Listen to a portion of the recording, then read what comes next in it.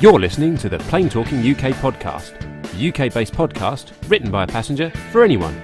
And here are your hosts, Carl Stebbings and Matt Smith. Well, hello and welcome to episode number 115 of the Plane Talking UK podcast. I'm Carl Stebbings, and joining me in the spare room studio this week is my co-host Matt. Hello. How is everyone? It's a little bit strange today. I shall just explain. Basically, we've just had an interview with our guest. We have, and those who are in the chat room obviously will know that. So we today our special guest this week is a lovely chap by the name of Rob Mark, and everybody out there I know will know who he is, but we've got a lovely nice interview with him, but because of time constraints and things, and he's got other things to do, obviously we've done that first, but we'll play that out at the end of today's show. So, Rob Mark from the Geeks, from the Airplane Geek show, so that was brilliant. Oh, he was brilliant, wasn't he? Yeah. Honestly, you're in for a real treat. It was brilliant. For those of you listening to the audio show, you're gonna love that. But you are indeed. But we've got quite a few people in the chat room who've stuck with us this evening. It's a little bit later than normal. A little bit later because we've than done normal, the interview first. It is. I should just say it's the 3rd of June. It's my sister's birthday today. 3rd of June. Yeah, indeed. 3rd It's a of June, Friday, and it's about 8:30 Yes. now. So but that's, as I say, we are not starting late. It's just that we've done things back to front. So slightly reduced news stories this week because we've got a great interview that we want to play out to you in full. And as I say, we try to keep the running time to a sensible, digestible level. Keep the chat room coming, all you guys in there. Loads of names to mention from across the globe. So good to see you guys and girls in there. Yep. And we've got a few good news stories to bring you. We have. And are you ready? I am. Yes, I am. So we're going to start the show then, as we always do each week, with our rundown of the weekly news from around the world and the UK. So if you are ready, Matt, I certainly am. Let's go.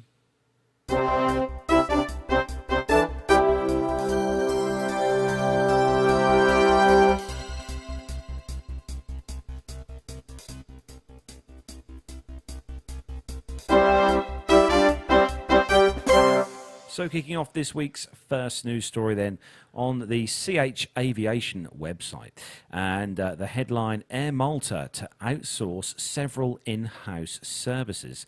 Can't think why I chose this story. No, Matt. you hate Malta. You hate Malta, I and know. Malta and all sorts, don't you? Yeah. So Air Malta, in the wonderful island of Malta, are planning to outsource some of their in-house operations in order to help cut costs. Air Malta is currently in early talks with Etihad Airways, equity partner Alitalia, and which if successful, could lead to the Italians acquiring a 49% stake in the Maltese carrier. As such, in the event a deal is brokered, airline sources who spoke to the Times of Malta on condition of anonymity said among the departments of management would hive off initially are engineering and ground handling. However, other areas could not be excluded and are also under review. This model of the company will not need to keep 24/7 engineering and ground handling operation independently seasoned, and the volume of work at the carrier, we'll be able to hire an on-demand service according to specific requirements, the sources said. The sources added that it might affect the Air Malta staff, which could be laid off, but it would be transferred, some of the staff, to a government entity which would provide the requisite services, albeit as a private sector-based consortium. Alitalia expects to complete its due diligence of Air Malta's operations by the end of July, following which both carriers' boards will make a decision on whether to proceed with an undertaking. Good news then for it. I mean, they're trying. I'm going to pop that picture up because I know you'll want to see. I know. It. For those in the YouTube chat room, it's that lovely little plane that is the. So what aircraft is that? It's an A320. That's an A320. Yeah. Okay, he says reading it off the graphic, but you can never be sure that the video, the photo ties. That is their fleet. Yeah. And I'll be off there at the end of this month. Yes, of course. Only 3 more weeks to go.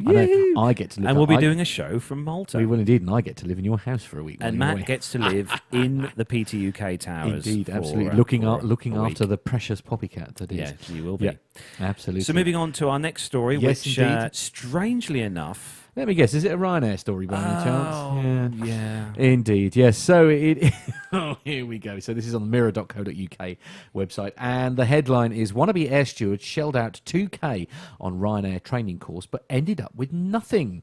Lauren Cusick was delighted when she passed an online application and went on a course with CrewLink, but heartbreak was in store. A teenage job seeker and her family were left £2,000 out of pocket after failing a test just 1% during her training as a Ryanair cabin crew member. Lauren Cusick, 19, said that she was kicked off a course in Essex 2 weeks before completion. By that time, she and her parents, Gary, 47, and Lee, 42, had shelled out registration fees, flights from Scotland, accommodation, and a uniform, all of which were non-refundable. Despite this, she said she wasn't allowed to resit the exam, reports the Daily Record. Lauren from Uddingston. Let's say Lauren from Glasgow. Yes. Was delighted when she passed an online application and an interview for Ryanair cabin crew. CrewLink official recruiters for the budget airline then contacted her to complete the final stage of the recruitment process at Stansted Airport. The 6-week course started in January, and Lauren was told that she would be qualified to start working by March. She said, "It was my dream job, something I'd always wanted to do. But then it was made clear if I wanted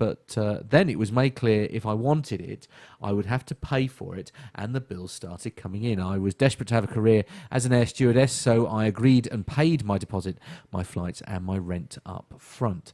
I was then told I was out, and that was that." I think it's ridiculous how much people are being asked to pay and then are walking away with absolutely nothing. There were more than 20 people in my class, only half of them passed.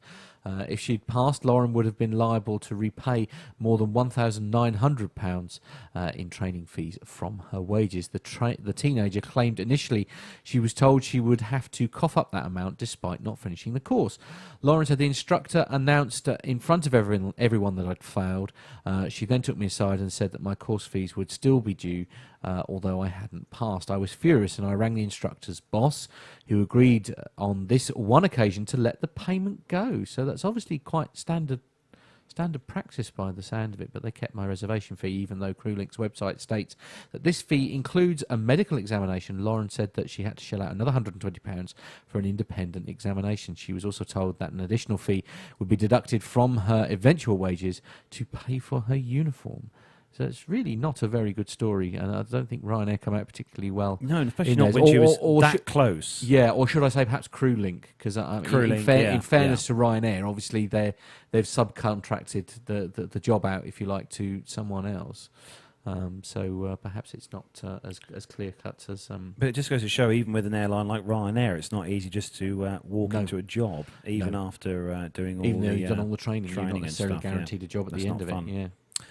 So next story is on the CH Aviation site. The headline, India's Go Air adds maiden A320neo. Go Air, based in Mumbai International Airport, Mumbai, has taken delivery of its first of 72 A320neos on order from Airbus Industries. Following the arrival of Victor Tango Whiskey Golf Alpha at Delhi International on Thursday, the 2nd of June, which was yesterday. Wow. The aircraft will shortly begin revenue operations on the India's LCC's Delhi-Mumbai trunk route. The Indian LCC expects to operate 8 of the type by March 2017, with a total of 26 expected to be delivered by the end of 2017. Go Air currently operates 19 A320-200s on flights across India from bases at Delhi, Mumbai, Bangalore International and Kolkata Airport. Now they have Go Air. They're a scheduled carrier based in Mumbai International Airport in India. They've got 19 aircraft in their fleet with 22 destinations, 53 routes, and they averagely do about 153 daily flights. And but no, it's great to see the 320neo moving into India, which, as we know from the show, Matt, is a huge aviation mecca. India, there's a huge aviation sort of absolutely. Just greatness there in India with airline orders, especially with Boeing as well. So that's good news for them. Good news for me while you're away, because apparently I'm holding a party while you're away. Is that correct? Yeah, Where did the party come from? Yeah, I don't know. Well, certainly Nev, David, and Paul are all up for it. So we're all having a party while you're on holiday. Excellent. What could possibly go wrong there? Yeah. Oh dear, there'll be a huge PTUK following in the house. You can't see the whites of his eyes. He's looking very nervous, ladies and gentlemen. All part of the fun. Oh dear. Anyway, on to the next story, and this is on Flight Global, and the headline is AirAsia. It's a picture story. AirAsia X takes 2 final A330s before NEO arrival. So AirAsia X has taken delivery of 2 Airbus A330-300s, the final 2 aircraft it will add to its fleet before the A330-900 NEOs arrive in 2018. The 2 aircraft, registered 9M-XBA and 9M-XBB, were delivered to AirAsia X on the 14th of May and the 28th of May, respectively. This brings the long-haul low-cost carrier to a fleet of 31 jets. Flight Global's Fleets Analyzer indicates that the 2 aircraft were built in 2015 and are owned and managed by BOC Aviation. These aircraft are the final 2 we will receive until our next delivery of the Airbus A330-900 NEO in 2018. We are very happy to have these 2 aircraft as part of the AirAsia X Berhad family, as it gives us the right capacity to introduce more frequencies and connectivity into our route network, says AirAsia X's chief executive. The Fleets Analyzer put my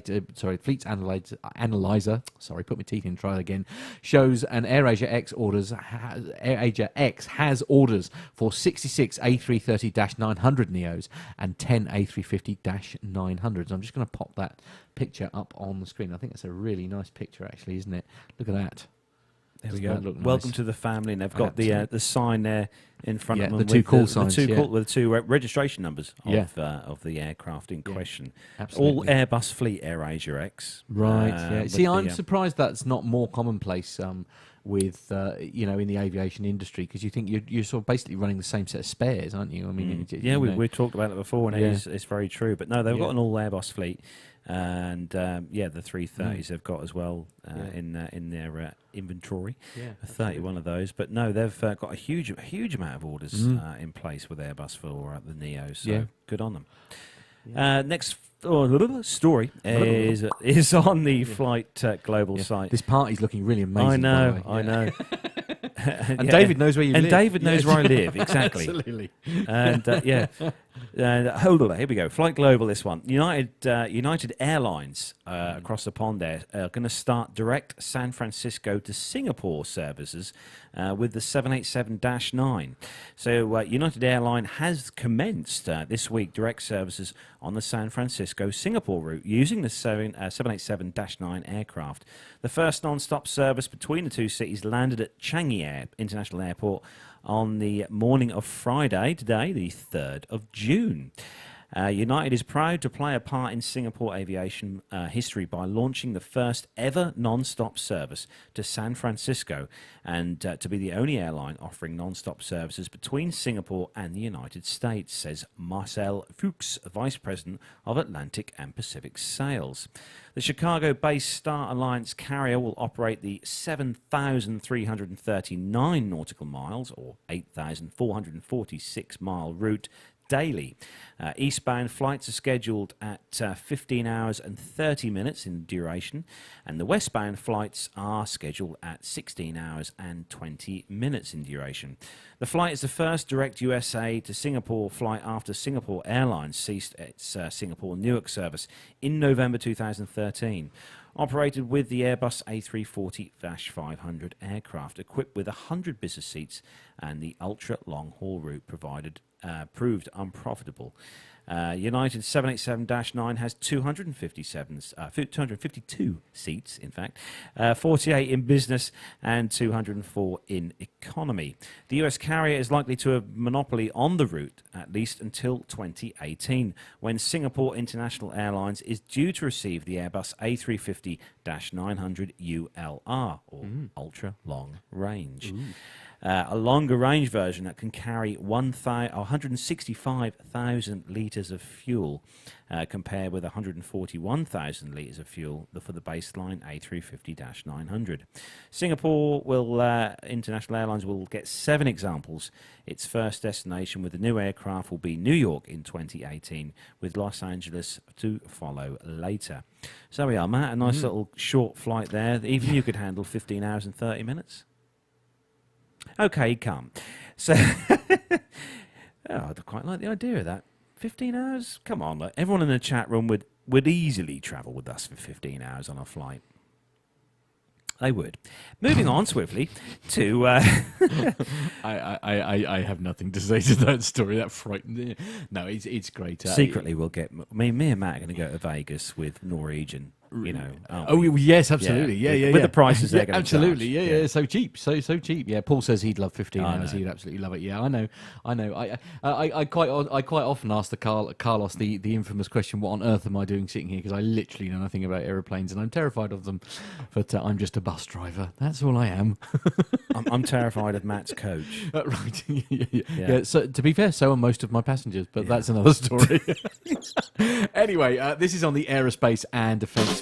Oh, really? I had to get one in. Indeed, that's what she said. Oh dear, can't focus. Aerospace and Defence is the website, and the headline is Airline Industry Promises New Black Box Technology by Year End. There we are. See, that's my fancy DJ voice. I'm just practicing for the party that we're going to have while you're away. Okay. Yes. The airline industry has pledged to agree standards by the end of the year for faster recovery of data to help investigators determine the cause of air accidents. This is very good news. I must admit, I kind of assumed that the technology had already been standardised. So that this has come as a bit of a surprise to me. Anyway, the head of safety, whose name I'm not even going to attempt to pronounce, at the aviation industry's trade body at is it IATA?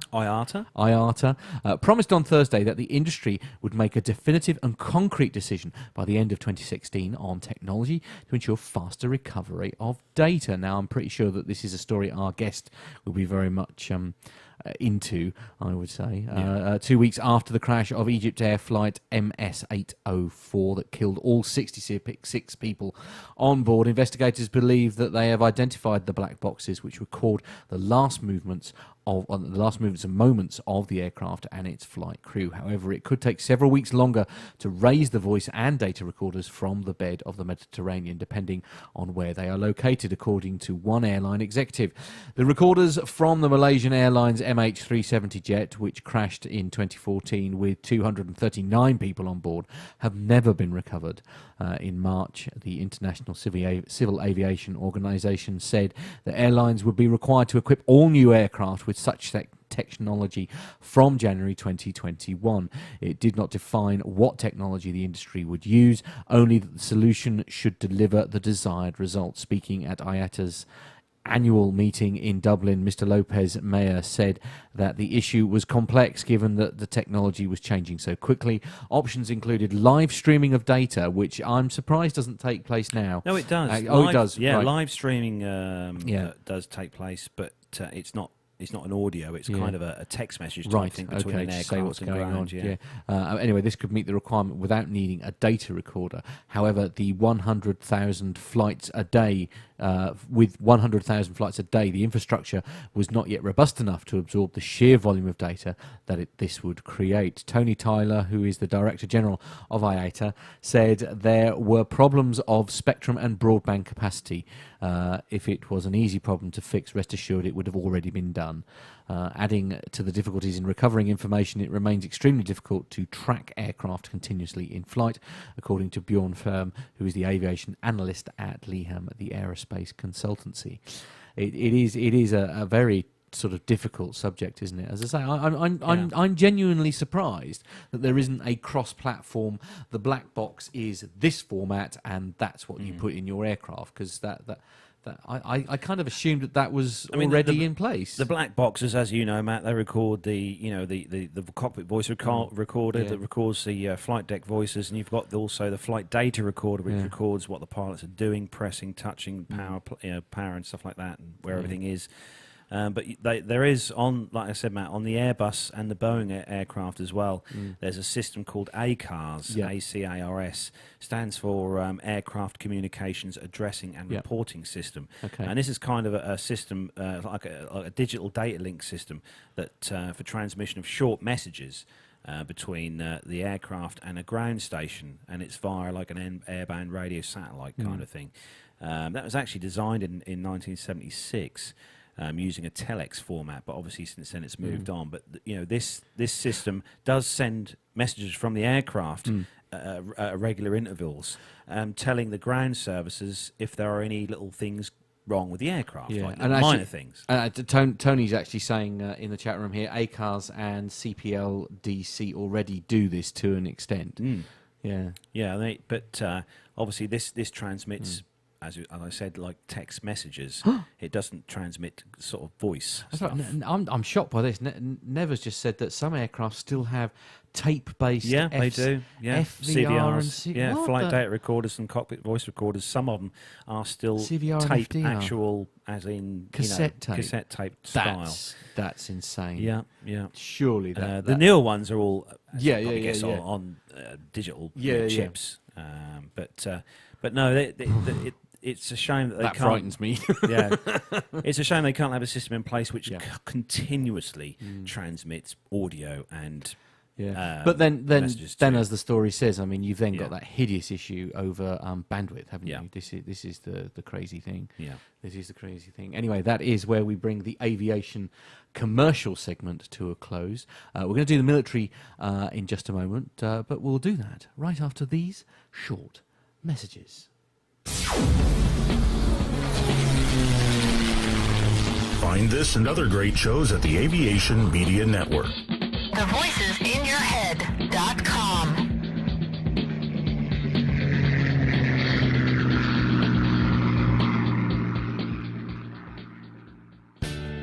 The Plain Talking UK podcast is a voluntary project that aims to keep you informed with the latest aviation-related stories from newswires across the globe. Producing our content does cost money though. If you enjoy our show, why not help us keep on the air by making a donation towards the server and website hosting fees through PayPal? Any contributions would be greatly appreciated. Are you an Amazon user? If so, why not do your shopping through the link on our website? There's no cost to yourself, and Amazon pay us a small referral fee on qualifying purchases. To find out more about the show and to meet the team, take yourself to our website www.plaintalkinguk.com, or find us on Facebook at facebook.com/plaintalkinguk, on Twitter via @plaintalkinguk, or get in touch via email on podcast@plaintalkinguk.com. Thanks for listening.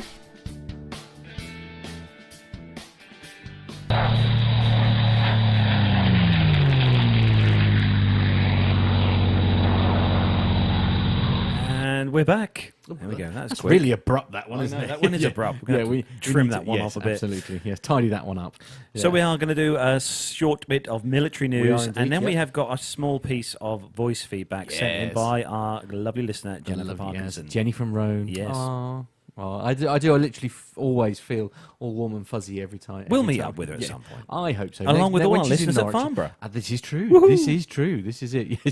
Sorry, the chat room's going crazy about because we're talking about ACARS, and Tony said that the ACARS is an optional extra that Ryanair just won't pay for, and then you over there said that Ryanair still use a Nokia 3310 text system. Now there was nothing wrong with the 3310 text system. I have to be honest; it was one of the best I think I've ever come across. Obviously, as David pointed out, in between playing games snakes of on a the plane. No, not snakes on a plane, just Okay. snakes. You Snakes, must remember okay. snakes. Yeah, and snakes on a plane. Yeah, I had snakes too Brilliant on the film. Nokia 33. No, it's not. Snakes on a plane. Anyway, it's time for the military. So if you are ready then, Carlos. Oh, let's go. Yeah, let's go.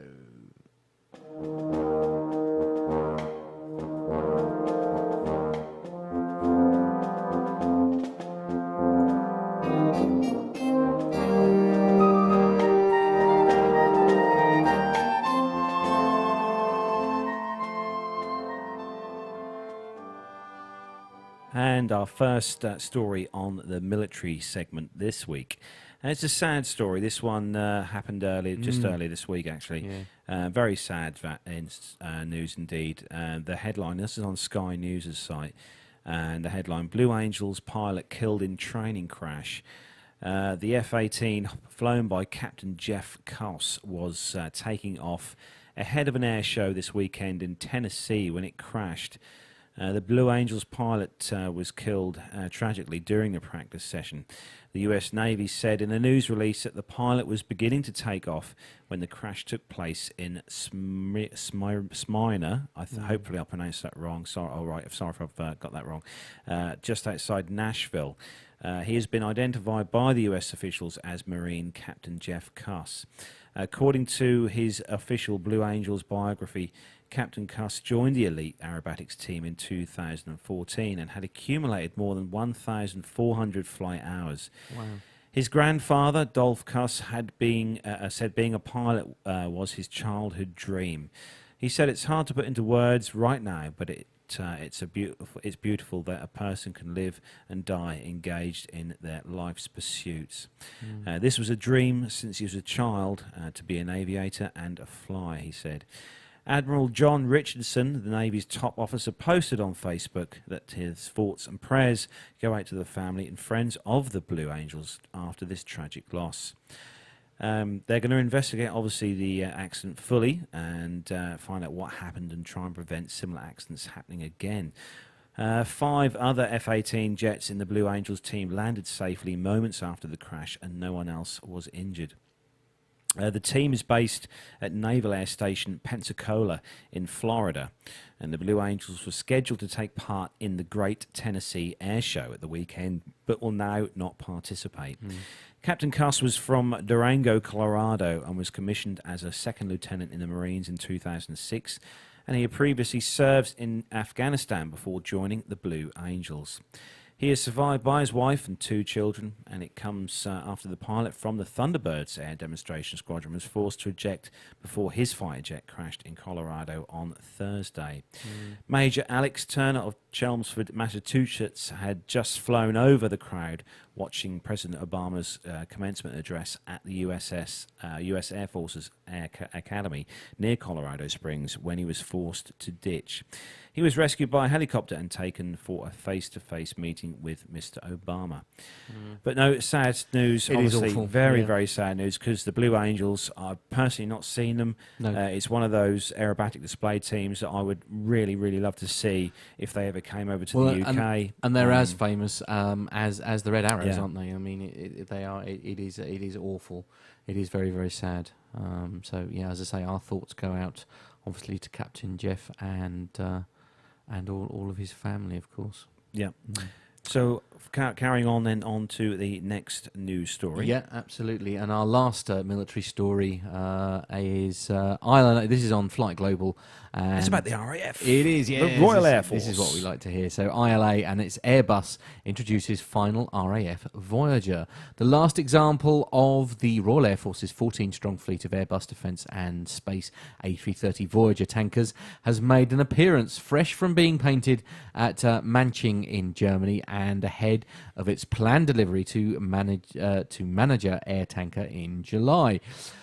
Future Strategic Tanker Aircraft 14, FSTA-14, took off from Airbus, is it Getafe, Spain? Getafe, Spain site on the afternoon of 31st of May, so it was literally only a couple of days ago, landing at Schönfeld in Berlin a couple of hours later, where it was displayed to the public at the ILA Berlin Air Show. That's very, very cool. This is the last aircraft to fulfill the 2004 contract and followed the delivery of the FSTA-13 in February. This example was converted into a civilian configuration after delivery, and the same will happen to the FSTA-14. Of the 14 Voyagers in the UK's FSTA fleet, 9 are in the RAF's core lineup, and the other 5 are considered surge aircraft, with the last 2 contributing to the latter. The UK's Strategic Defence and Security Review, published in November, confirmed the fleet will be available for VIP transport, provided through a roll-on, roll-off system that can be applied to any aircraft. The Netherlands, Norway and Poland are pooling a fleet of A330 multi-role tanker transports under the multinational MRTT fleet. effort, a contract signing for which is pending. It's believed that it will happen in the coming months, but Airbus would not confirm this, stating negotiations are very much on track. Germany revealed plans in December to join the effort as its Airbus A310 tanker fleet ages, and it's understood it will join after the initial contract is signed. FSTA, Matt. Yes. Future Strategic Tanker Aircraft. Oh, very There we good. go. Yes, There we very go. good. I do love an acronym. An acronym. Yeah. Can't beat an acronym. Yes. It's very stressful in the world of Micah today. It says, he was just saying that they were only recently updated from the F-18 to the F-18 to the F/A-18, and he was saying it's time to put some clothes in the dryer. Be right back. Oh, well done, Well, Micah. absolutely. Yes. I mean, household chores must still take place. So we have got a small piece of audio feedback from the lovely Jennifer Parkinson over in Rome, in Italy, and we're going to play that for you Okay. right now. Hello, this is Jenny in Rome. It's been raining all day, although now the sun has come out, thank goodness. It's Thursday the 2nd of June. It's been a national holiday today for Republic Day. And as part of this morning's military parade, the Italian equivalent of the Red Arrows flew across the skies, rather low because there was cloud cover. But that was quite exciting, because if I stand on my balcony, I can watch them. I can actually see them at a distance, and they leave behind them trails of red, white and green smoke in the colours of the Italian flag. So that was a good start to the day. Anyway, what I'm actually sending this feedback about is that I wanted to tell you about a very exciting day I had about 10 days ago now, when I flew over Rome in a light aircraft. Yes, really. A couple of weeks ago, I read an account of someone taking their first flying lesson, and it reminded me that this has been a secret wish of mine for some time now. The person who did the flying lesson, by the way, is none other than my namesake, Jennifer, an American who works at an airport and tweets and blogs from it. She put up on her blog, which, by the way, is talesfromtheterminal.wordpress.com, all about a flying lesson. So when my husband said to me, would I like a panoramic flight over Rome for my birthday present, I'm going to be 60 next week. Oh, how did that happen? And anyway, he said, would you like that as a birthday present? And I said, yes, but you know what I'd actually like better is to have a flying lesson, or some flying lessons. So we went down to this small flying club called Fly Roma that my husband had noticed on the road out towards Tivoli, which is to the east of Rome. We arrived at this little airstrip, I suppose, and there was a big hangar with lots of light aircraft there and people milling around. And we met the owner and the chief instructor, Italo Marino. And he said, well, yes, of course, we could do lessons, but why don't you come up in the plane for 10 minutes and I'll fly you around and you can see if you like it. So there wasn't time to be scared. And I just jumped in, and 2 seconds later, the engine was being turned on. This was a small aircraft, a Tecnam P92, I think it's called. I've sent a photo so you can have a look at it. Very small. Anyway, so along we go along the grass runway, very fast, and we're up in the air and flying around, and it was just absolutely amazing. And looking down on the ground, and we saw Hadrian Spiller, could see all the layout of it, and it was very good. And at a certain point, Italo said, right, now you can have a go, because there are dual controls in this plane. Take hold of the yoke, he called it the cloche. Take hold of this, you push it forward to go down, and towards you to go up, and left and right for left and right. He said, see that point there, that's where we're going. And I was quite nervous, actually, because I wasn't quite sure how much you had to push or pull or left and right to have any effect. So I was doing everything really gingerly. And after a bit I said, look, I think when I do the proper lessons, I'll be a bit more courageous, but for today, could you just fly, so he flew around, and we were coming into land at a certain point. I couldn't see the landing strip at all, and we seemed to be coming down very fast, and nothing like what Pilot Pip says about preparing the aircraft for landing, stable flight. We just sort of whizzed in a sort of curvy kind of thing, and there we were down on the ground. And the instructor said to me, you don't have to grab onto the seat all the time. Remember that, you're quite safe. Anyway, so that was my exciting event, and I shall be starting lessons shortly. So there we are. I will keep you informed. Bye for now.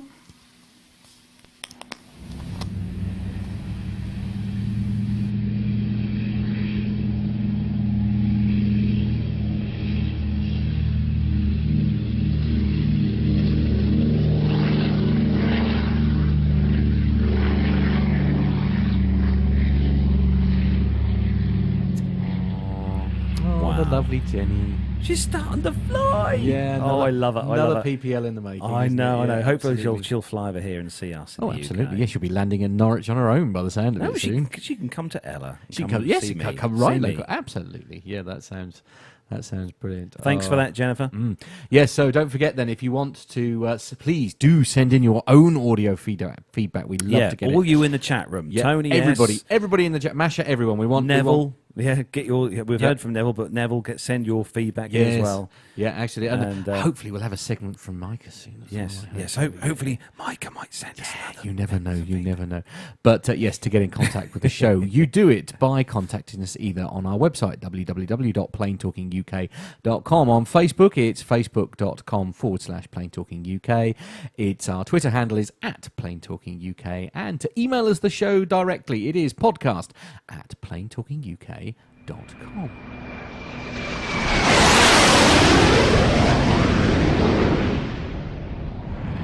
So, ladies and gentlemen, it gives me great pleasure to welcome our special guest this week. He's twice won the coveted Airbus Aerospace Journalist of the Year award, as well as the National Business Aviation Association's 2010 award for outstanding journalism. He's the author of the Professional Pilot Career Guide. He's the editor of the award-winning Aviation Insiders blog jetwine.com, as well as co-hosting and producing the legendary Airplane Geeks. Woohoo. He's a regular news contributor to Fox News, BBC and CNN, to name but a few. What on earth he's doing on our little podcast, I do not know. It gives me great pleasure to welcome Mr. Rob Mark. Welcome to the show. Yay! Hey, thanks for having me. And before we start, I just wanted to mention one thing.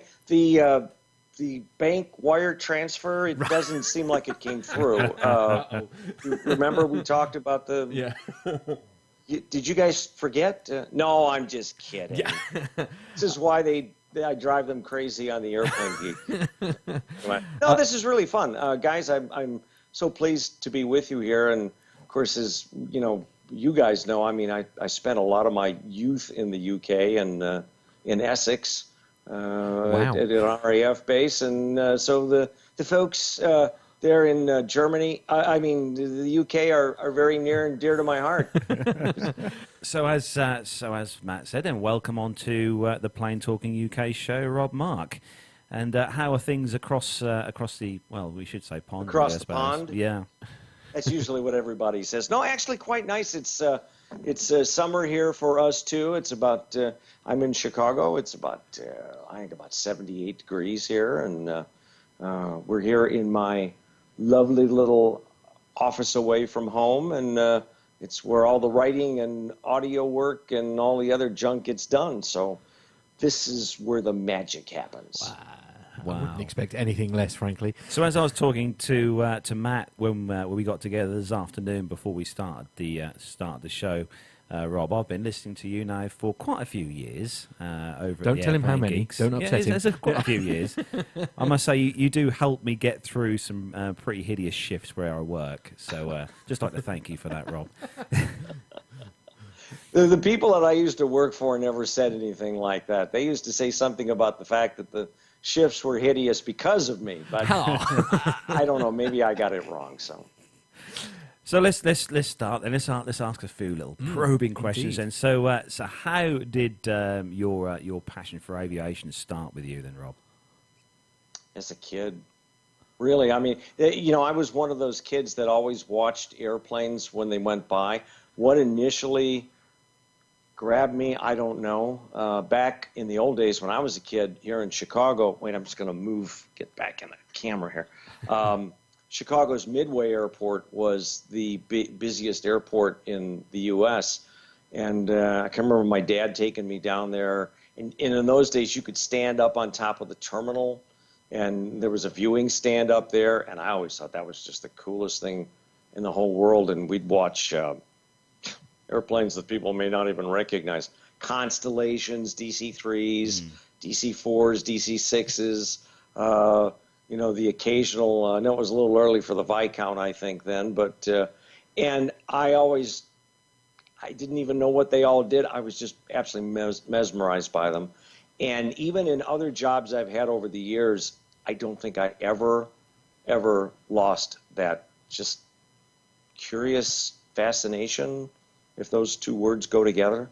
And, I'll just tell you a funny story. I had an office job maybe 18 years ago, just after my daughter was born. And it was in downtown Chicago, in the Loop, which if anybody's been to downtown Chicago, it was along what they call the Magnificent Mile by the John Hancock Building and Water Tower Place and all these really. And my office looked down upon Michigan Avenue, looking south. And it looked like it was a really cool job. They were going to pay me a lot of money to do PR work. And then I realized the first day of work that my office, I could look down the street far enough to see the airplanes taking off and landing from Meigs Field, which was still open at the time. And that job just didn't work out very well. So. And that's been the story of my life. Me and offices just don't seem to make it. You prefer your office to be in the sky, Rob?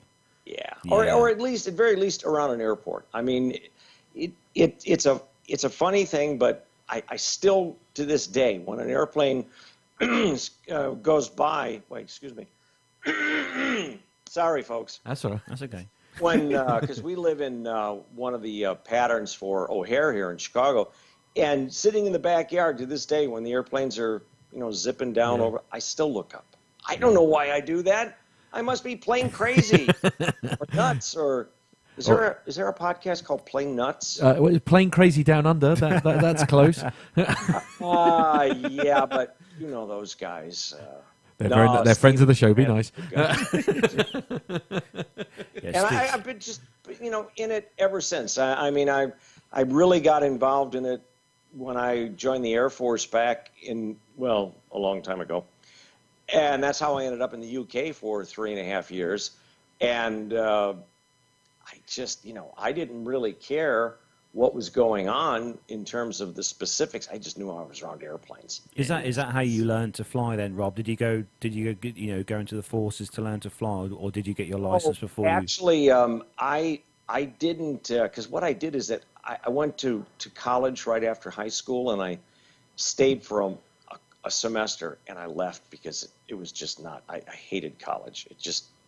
So I said, I know what I'm going to do. I'm going to go into the Air Force and learn to fly. So I signed up all the papers, and then, we got to the part about assigning jobs, and they said, well, you can't fly. You're not an officer. Only officers fly. Oh, no. How rude. And I realized that I was stuck for 4 years, actually. So I became an air traffic controller. Wow. And, it was as close as I got while I was in the Air Force. And so I really learned to fly after I got out of the Air Force, and that's when I went back to college, and I finished an undergrad degree, and then I've got a graduate degree from Northwestern in journalism too. So I was a late bloomer. I guess maybe that's the best way to say it. So what was your direct route then to actually flying? As I say, so you didn't do it in the RF, which is, I know where a lot of people do it. So what was your first? I learned in the civilian track, and I was lucky enough, having served in the U.S. Air Force during the Vietnam era conflict, that we had what they still have parts of, which is called the GI Bill, which is an educational aid really for vets that are getting out. And so I paid for my own college. Wow. But the GI Bill paid for a lot of my flight training. I had to get my private on my own, but after that they probably paid 60% of the price of my commercial, my multi-engine, my instrument rating, and then once I had and my flight instructor certificate. So once I had those, which I was doing while I was going to college and while I was also working full time, because when I did come back to the States, I got a job with, with FAA as a controller. So I was working as a civilian controller, building my time and my ratings, and also finishing college. So I was a little busy. But that's kind of how I kind of got that grounding to get me going, at least. So going back to the air traffic control thing, I mean, what on earth is that like? I mean, it's one of those jobs that terrifies the living daylights out of me, where the idea that you're in charge of all these planes and you've got to try and keep them in the air and make sure that they don't sort of touch each other and things like that. I mean, that must be such an intense job. It's a funny thing, but I guess having learned in the Air Force, and they take much more time with you than FAA does. Right. We had fighters, we had bombers, we had transports, and we had good people showing us how to make it work. And once you learn sort of the tricks of the trade, because it doesn't become quite as frightening, especially when you realize that you're working in a three-dimensional world, so that it's not just, do I send them left or do I send them right? Or would that be, well, whichever way these two things are to you listeners. But you also have vertical, and it's like a big kind of a video game before we had video games. And so I guess I had the kind of mind that I saw that as a challenge, and so I liked doing it. I worked in radar and I worked in towers. Wow. I think I kind of like the radar better because it was a smaller space, but the pieces were moving all over the place. And you're right. Your job was to keep them apart from each other. Yeah. It's kind of like flying, that you don't, if you're well trained, you don't have time to be nervous while you're doing it. It's because your brain is just too focused on doing the job safely. But then when you're done, you're exhausted. You kind of collapse. Yeah. And it can be very, very tedious on your body. The work schedules we had as controllers were really, really tough as well. Tiring. And but again, I did it because it was I actually loved the work. I really did. But I knew that I didn't want to be sitting in a radar room, because to me it was like an office again. Yeah. I didn't want to sit in a little dark room for the rest of my life. I wanted to go fly airplanes, and I never let go of that. So while I was working, once I got my instructor certificate, I took on a student at our airport and did some instructing. I'm a schmoozer, which is somebody that talks to anybody, and it scares me to death because my daughter, who's in college, is the same way. Yeah. I'm afraid she's going to meet the wrong kind of person, but it'd be my fault. And I would meet people, and I'd see opportunities. And I met a fellow who was at a show that was a distributor for Cessna at the time. And I said, well, if you ever need anybody to fly your airplanes, just give me a call. And I had a little card with my phone number on it. And he said, well, do you ferry airplanes at all? And I said, sure. Yeah, why not? Yeah, I do that. I'm up for that. Yeah, absolutely. And next thing I knew, I was ferrying airplanes, from the Cessna factory in Wichita all over the United States. And of course, I didn't get paid for it, but I was building time. It's all about the hours in the book, isn't it? That's the end of the day, isn't it? Yeah. That's the thing that frightens me today sometimes about some of the young folks that I meet that say they want to be pilots, and they go, wow, I've got my commercial certificate, but now what am I going to do? How am I going to get into the airlines? I mean, what am I supposed to do? Well, and one of my friends, same thing that we did. You work and you find what jobs you can as you build your time, and you make contacts and connections, and it all hopefully leads somewhere. So you went from you were saying obviously your background actually is in journalism. So how did the sort of how did the two first meet, if you see what I mean, where your like journalism and then your love of flying, how did that all come about? If I told you this, I'll tell you the truth, and no one ever believes me because they think it's the dumbest thing they've ever heard. But my dad bought, oh gosh, I think I was very young, maybe 9 or 10. He bought me one of these little Smith Corona portable typewriters. Oh, wow. With you, and had a little cut, and I always kept it. I never really used it. And when I started flying and I realized how much layover time we often had, even when I was instructing, sometimes I'd have 2 hours between students, or when I was ferrying an airplane, I would end up someplace sitting around for 2 or 3 hours trying to get back to where I started from, or when I started flying parts for a small manufacturing company, I'd have to sit for 5 or 6 hours and wait before they brought stuff out to the airplane that we could load to take back. It was just dead time. Right. And I'm just one of these guys that's like, yeah. I'm always doing something. Don't like to be bored, yeah. And I just brought the typewriter with one day, and I just started writing, and I don't know, and where did I? Oh, it was another opportunity. I met a fellow at a bar one night. A bunch of us were out after we were flying, not before, to be clear. Of course, yes. And he was a journalist out in Southern California, and he mentioned that he was going to write a story about something aviation related. I forgot what it was. And he said, I have no clue what I'm going to write. I said, well, if you need some help. He said, yeah, I need some help. Why don't you do it? And I said, oh, okay. I can do that.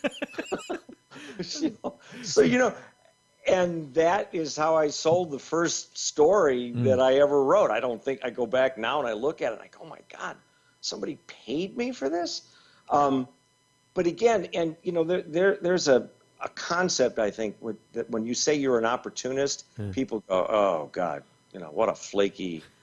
But I think, especially in this business, maybe opportunist isn't the best word. Maybe being aware of opportunities, or making the opportunities, or never being afraid that someone's going to say no to you.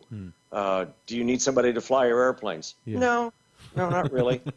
But that's only right now. Maybe if I ask you in another month, you might change your mind. Yeah. And I was always good with that. I just figured that if people said no, it wasn't the end of the world. I don't know a whole lot of people that died from hearing no. Right. And I would always just, just like I did when the guy said, can you ferry airplanes? I'm kind of serious but kind of funny, so that if he says, you're not serious, I would have gone, oh, no, I mean, so I've got a fallback position. But honestly, that's how a lot of opportunities came along over the years. Is I would just constantly ask people. I was always giving somebody a little business card with my phone number on it. Say, well, if you ever need some help with this, that, or whatever, shining the tires on your airplane, give me a call. And you'd be surprised how many times people would say, hey, you want to just go flying for the afternoon in my Cessna 310 at the time? Go, sure. Yeah. You'd fly a couple hours. Say, you want to fly? Sure. And again, it's a matter of being in the right place at the right time. But you cannot sit waiting for the phone to ring after you've sent out 40 emails and say, well, there you go, I tried. I mean, I don't know. People don't seem to understand me. They don't seem to want. You got to get out there and you've got to meet people in person. At least I find. So I'm holding up now for the camera, he says, pressing the run button. Hang on. I'm holding up for the camera now a certain book that arrived in the post a couple of days, this morning, I should say. So how did the book come about? So this is the Professional Pilot's Career Guide. It actually says second edition. Second edition on my one here. So it was very much like the first magazine story. I was at, let me think, I was at some show. I don't remember how long. This is obviously a long time ago. And I met a guy, and we were just sitting there having beers. And I said, "Oh, what do you do?" He said, "Oh, I'm a book publisher." I said, "Oh, really? Wow, that's kind of cool. What kind of books do you publish?" He said, "Well, I do aviation books for what was then Tab Books, which was eventually absorbed by McGraw-Hill." And I said, "Oh, well, that's kind of neat." He said, "Yeah, you want to write a book?" And Yeah, all right, yeah. I said, "Why would you ask me that? You don't even know if I'm a writer." He said, "No, I know. I'm just kidding." He said, "I've got this book," and he had something like everything you needed to know to learn how to fly or something, edition 1. And they wanted an edition 2, and the guy that wrote the first one didn't want to do it. Okay. And I said, "Are you serious?" He said, "Why, are you interested?" Yeah. "Sure." And honest to gosh, that I did 2 editions of that book, and then that led into the first career pilot book. And what can I tell you? I always just keep saying yes when people say, "Hey, can you?" And then I kind of figure it out, as long as it's not dangerous. I mean, it's not like I'm going to tell somebody I can fly an A380 or something ridiculous like that when the opportunity comes along, because I know I can't even do that. You're good, but I'm not that good. But you have to be ready, and that's a good story too. That I was working for one of the magazines, AIN, and we were doing a story about a new system that Airbus was putting together that they had installed in an airplane, and they wanted a couple of journalists. I went with a guy from Aviation Week and they said, "Well, we're going to take you out and demonstrate it in an airplane." I said, "Yeah, okay, that's cool, but you got to be over here in Toulouse." And so they flew me over to France, and I did that. And they said, but we assumed you guys would probably want to fly the airplane a little before you try this. Well, Sure, okay. I mean, honestly, I thought, I don't know, maybe it's an A319 or something. I didn't know what it was. And they said, "No, it's a 380. And I said, "Yeah, sure, it's an A380. You're gonna let us two go fly your A380." And he said, "Actually, yeah." I said, "Well, you know what I said." Yeah. Okay. Yeah. All right. Yes, please. Yes. Yes. So basically, what I've learned so far is that the word "no" doesn't appear very highly in your vocabulary.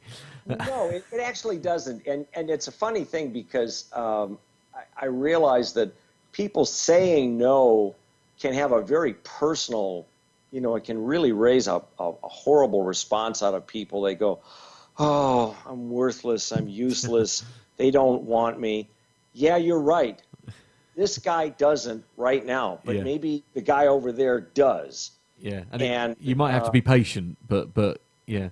Well, I think I don't even know if it's patience as much as persistence. I think we need to know how to be persistent without being a pain in the butt. Right. And, so as not to upset anyone. In fact, speaking of that, I think you guys have had enough of my time. Fair enough. So here we go. Yeah, right, okay.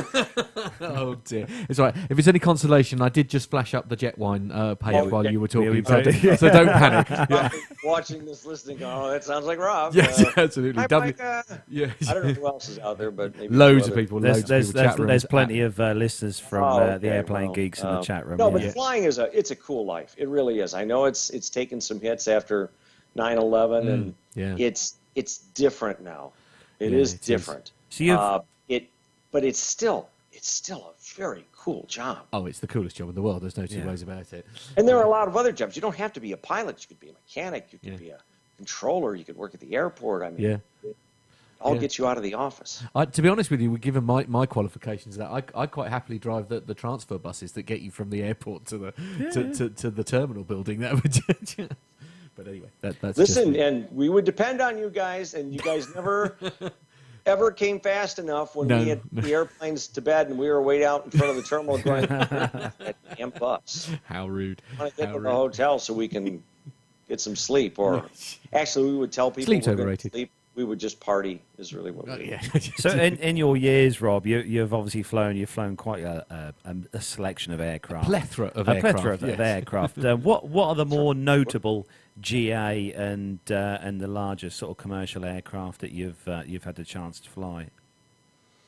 Oh, wow. Well, I remember when I was working on my commercial certificate, I'd flown a Bonanza for the first time, an old V-tail Bonanza, and having gotten out of a 150 into a Bonanza, which is, of course, retractable gear, it's 260, 285 horse or something, and, it was just, I thought, I couldn't imagine how anybody could control an airplane that moved that fast. And but it was memorable, and then when I got to fly a 310 the first time, the twin, I said, "Oh my God, this is it! It will never happen again. I can barely control this airplane because it's so big and so complicated." But what you come to learn is that after a while, they all kind of essentially fly the same. They just have maybe different systems and that sort of thing, and you become a little more comfortable with your ability to ask questions about, well, so what do you do if the gear doesn't come down, or what's the emergency flaps and whatever.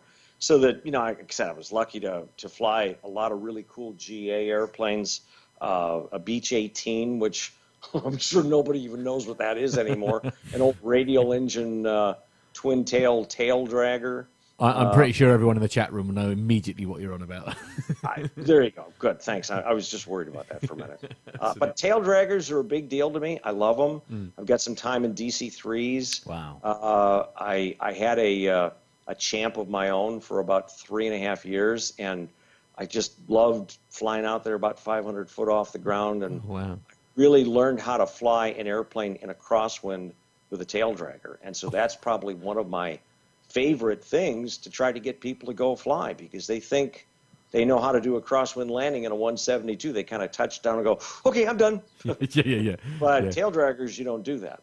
And then some of it was luck. Some of it was maybe assignments for stories. I got to fly, my first jet job was in a Citation 2, which is the original sort of straight wing Citation, and I got typed in that, and typed in a couple more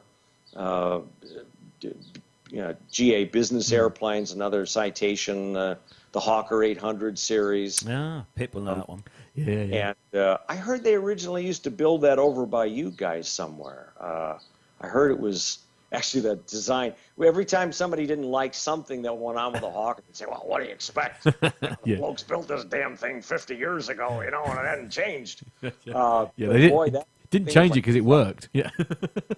Like a truck. You could do anything to that airplane. So the question one of the questions I always ask people, because obviously you've got a very varied flying career.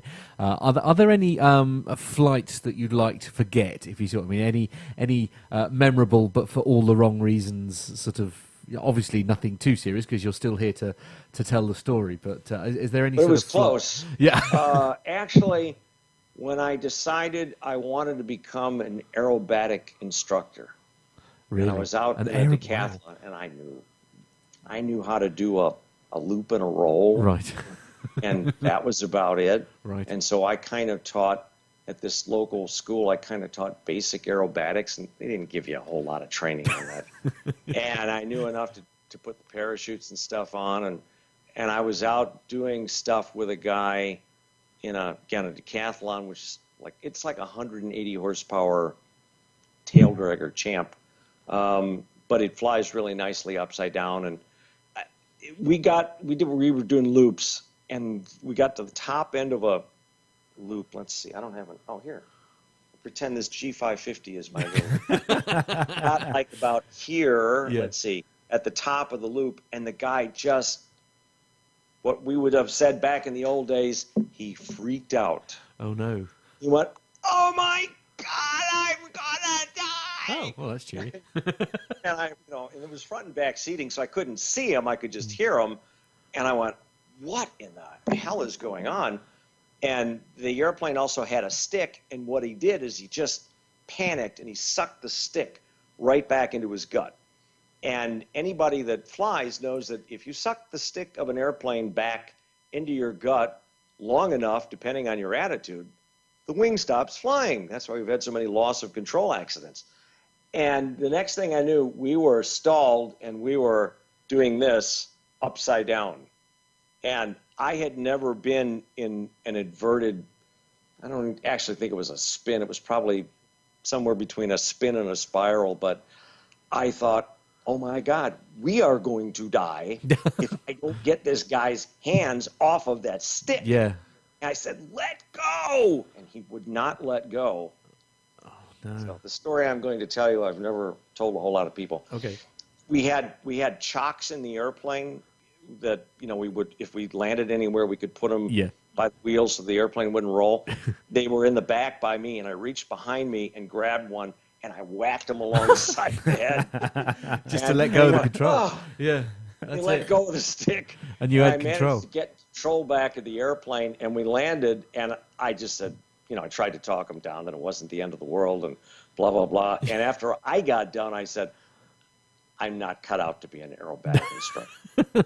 It's not for me. And honestly, to this day, I have never really enjoyed aerobatics, although I've done a little in some airplanes over the years. I mean, I love watching it. It's something. Oh, I love watching it.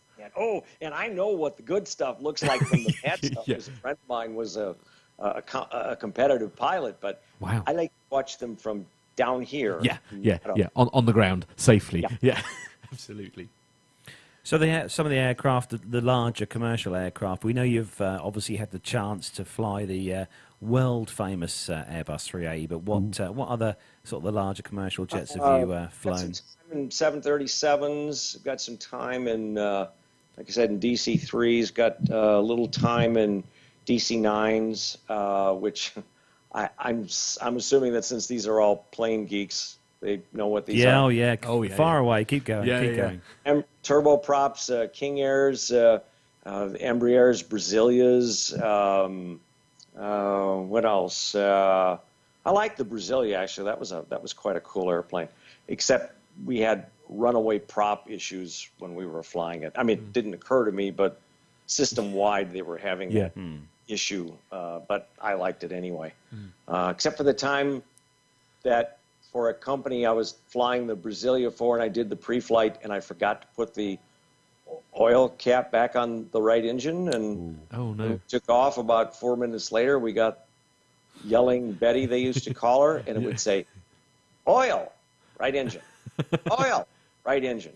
As soon as I heard her, I went, I know what I've forgotten to do, yes. and we didn't have to shut the engine down. We had to go back. Yeah. And, of course, there was oil all over the side of the engine. Yeah, and honestly, it was actually a learning experience, not because I screwed up. I mean, I know I did. Yeah. And I looked at the captain, because I was in the right seat, and I said, I did it. Yeah. I said, it's my fault. I said, I'm sorry. I just forgot. I got busy. And he said, don't worry about it. It happens. Yeah. But learn from this kind of stuff. Yeah. And that's really, I think, an important thing for anybody learning to fly. People make mistakes, but you have to learn from those mistakes. And we've got an awful lot of people. Look at the accidents we've had recently with large aircraft falling out of the sky. Yeah. Air France, those guys took a perfectly good A330 and flew it into the water. Yeah. The Colgan guys did it with a dash, a Q400-8. The Air Asia guys. A320, Yeah. So scary stuff, isn't it? Yeah. So it is. That's the stuff that really does scare me. So over the years, I've really gotten to be a big. I focus a lot on safety. I like to write about it. I'm always curious about it. I mean, I've got some good friends at the NTSB here in the States that I've made over the years, and it's a topic that just never seems to go away. No, and in fact, actually, I mean, the legend that is Pilot Pip, who is one of the co-hosts with our show, and he does a segment as often as he can exactly on that subject matter, which is all about plane safety, and it's so popular with our listeners. Again, for the same reasons that you're sort of mentioning. Really, it's a subject that's sort of close to everyone's heart, really. Is he any good? Oh, he's awesome. Yeah, he's absolutely awesome. Good. Of course he is. He's a legend. Well, because I just thought, if someday you ever decide you're going to axe the guy and you need some help, I could help you. I'm just saying. Yeah. Absolutely. You can contribute in any way you like, Rob. It would be more than our pleasure to have any content from you, frankly. So the listeners in the chat room, especially our listeners as well who download the show, will know that my personal favourite aircraft is the Lockheed L1011 TriStar. Is it? Right. I don't suppose you ever had the chance to fly one of those? No, I didn't, but I've got a good friend who was a captain on it for a charter company here in the States for quite a few years, and he just said, I know it's ugly, he said, but that is one of the best flying airplanes I have ever flown. And he flew it he was a captain on it about 4 or 5 years, and he loved that L1011. He really did. Yeah, so, they are a dying breed now, unfortunately. Yeah, absolutely. Yeah, I think there's only one in the world now which is still flying, and that's the Orbital Sciences one that they use. Oh, sure. Sure. Yeah, it's a shame. It's a shame. Look at the constellations. There's only a few of those left as well. Because there's only a few of anything left. Because we're all going to be taken over by drones soon. No, don't open that can of worms. Oh no, abort. So we've got, obviously, as you know, Rob, we've got a chat room in full flow, and there's people from all around Europe and across in the States as well, and in the chat room, and we're going to sort of run some questions that the guys in the chat room have been firing. Yeah, those are about 10 quid a piece. Right, 10 quid. I'll get you. That's not a problem for you guys out there, is it? I mean, I gotta eat. I've got a daughter in college. Have you? Oh, that's the we'll big talk money about burner. we'll talk about your media well, career you guys shortly. know something special. Yeah, thank no, you go very ahead. So we've got our first question from the chat room, then from Tony S, and she's asking, what is more stressful, Rob, ATC or flying? Oh, wow, that's an interesting question. I'd have to say air traffic is probably more stressful because there's a lot riding on your success, isn't there? Really,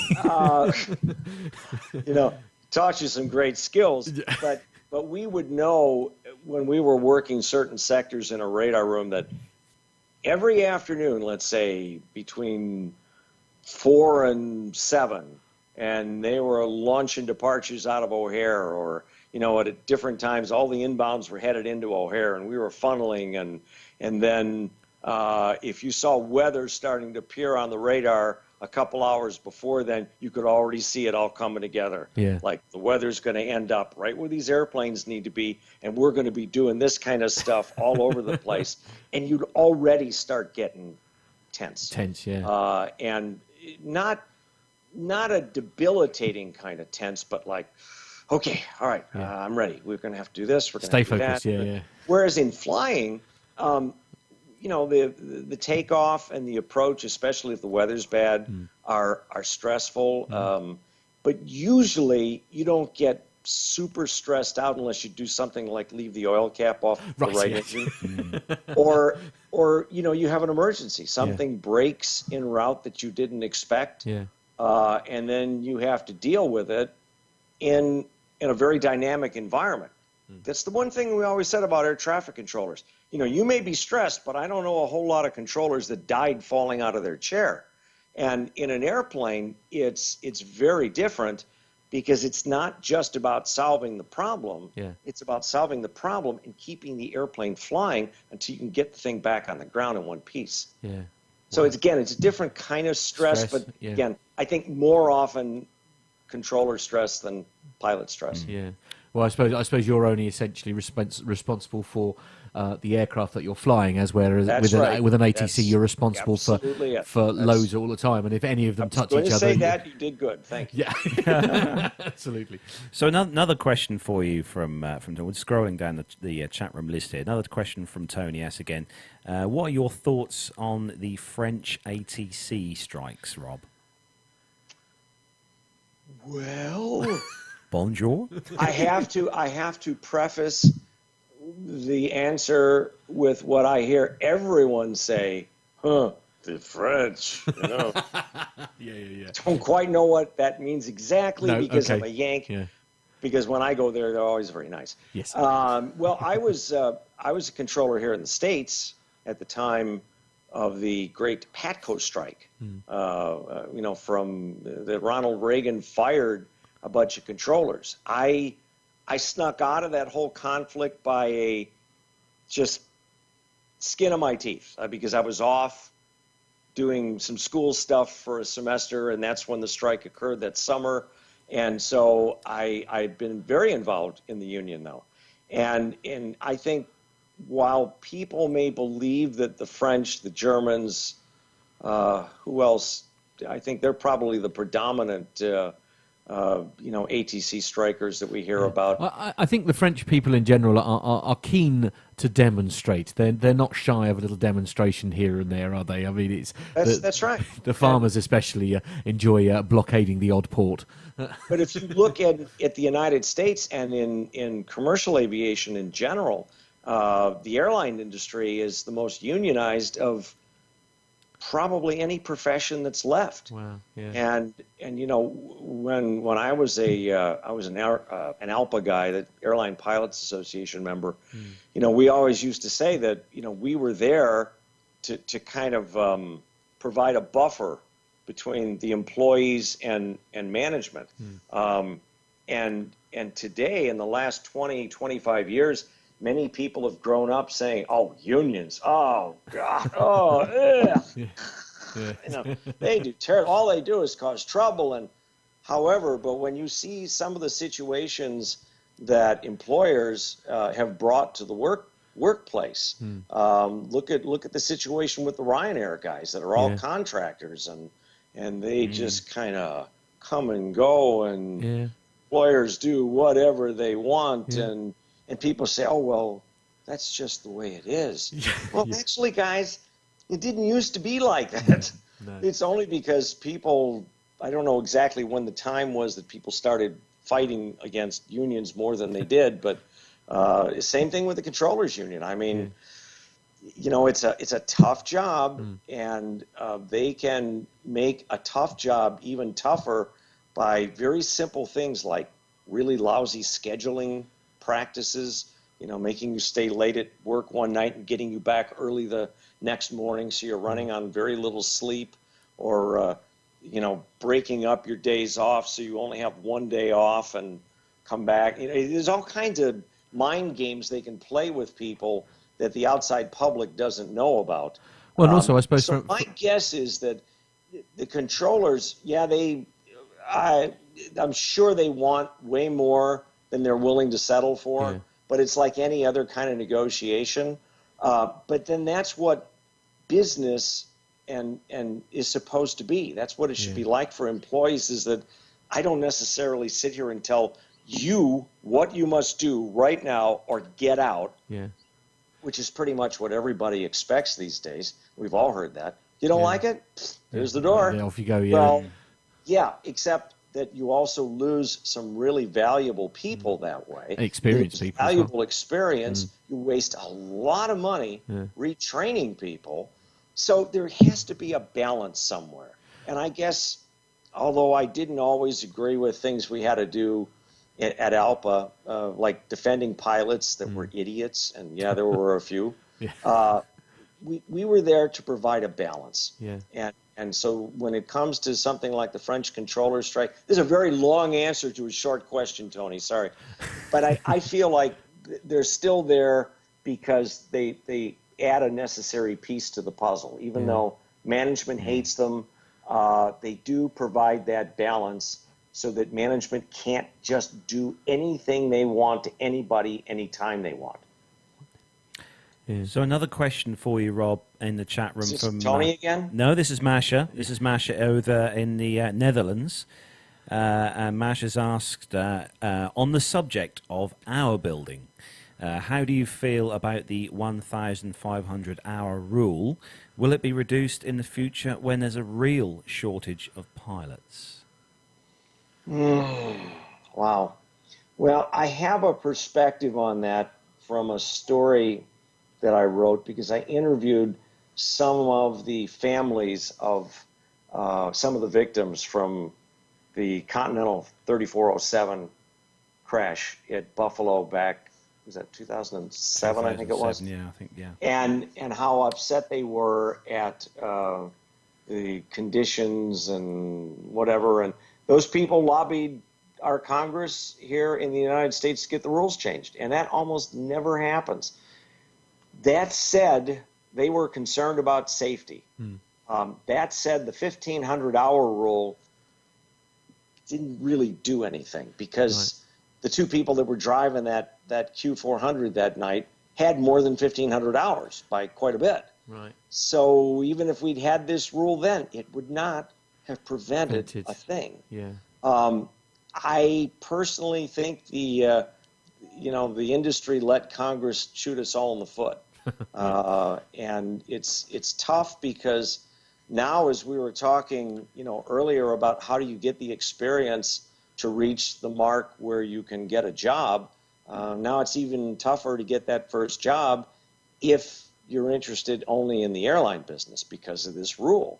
And it's set us back, but I don't think they ever thought there would be a shortage of pilots at the same time, except depending on how you analyze the whole situation, that 1,500-hour rule was a significant factor in causing the shortage, where people said, I don't have the money to build myself up time-wise to get ready for 1,500 hours. I'm just not even going to bother to start. Yeah. And so, what caused what? We're seeing a few little kinks in the armor where, if you're at a 4-year university and you're going to get a degree anyway, you can have the hours reduced and get a restricted ATP.